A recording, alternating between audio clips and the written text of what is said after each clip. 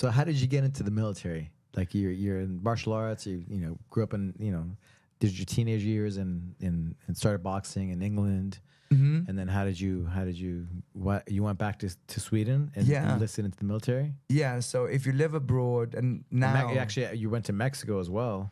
I went to Mexico afterwards. So I did my first year of university in England. Okay. And then I took a year off and I joined the military. And so I did all the tests. And actually, it's long version is that's the reason why I'm in the United States too. My social is a military social here. I was supposed to join, and this is pre 9/11, and a lot of things happened. But so because I was in England, because I was studying at the time, there was no threat from the East.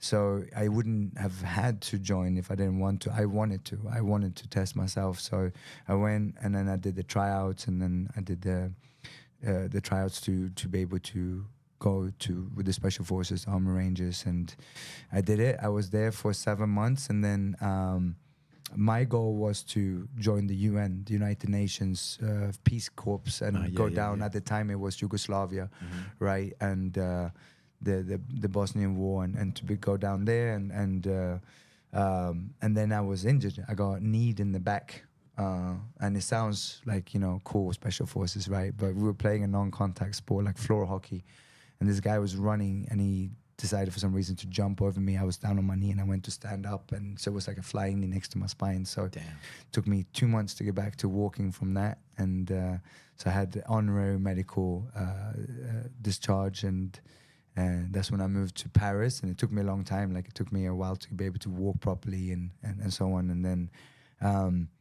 and then I went back to university, and the reason I came to the United States was to join the U.S. Army Rangers over here originally. Oh, wow. Yeah. And, at the time with Afghanistan, I would have been fine to go down there and fight. It would have been, I'm glad today, like, there's been a few times in my life, like, things have happened, right, that didn't get me into it. And today, I'm very happy that I never got to see combat. When I was young, I wanted to, right. But I'm sure I know you have as well. Met so many that come back with the PTSD and at times you want. My dad, Oh, really? Oh, yeah, of course. Yeah, he was a Green Beret in Vietnam. Oh, wow. Yeah. Oh, really? I didn't know that. PTSD is the rest of his life. Especially back then, right, when there really wasn't any like therapy and psychology, and like you came back, it's like, thanks for your service. Now you go deal with your demons, right? And it doesn't matter if it's the way I've dealt, and like now I can see. It was hard for me to understand, but I'm very glad that I hadn't had to see combat, and I'm thankful for all soldiers that put everything on the line, right? It's even if you don't believe in some wars or don't agree with wars, right, you got to respect any fighter who fights for others. He didn't believe in that war. But he believed in USA, and and didn't feel right. He was actually he was from Germany. Oh, really? Yeah, after World War II. That's why he speaks some German. We moved there when I was like 4. Oh, so that's right. Spending most of my childhood there. Yeah, Munich.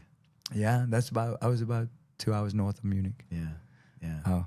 So but he's just so grateful for the opportunities of being in America, being an American. Yeah, and the same with me, right? Like coming here, like, and that's the same when I see where there's immigration to here, or even to my home country, Sweden, right, where it's a lot of issues today, and it's like you got to be grateful, and you might have a different culture, right?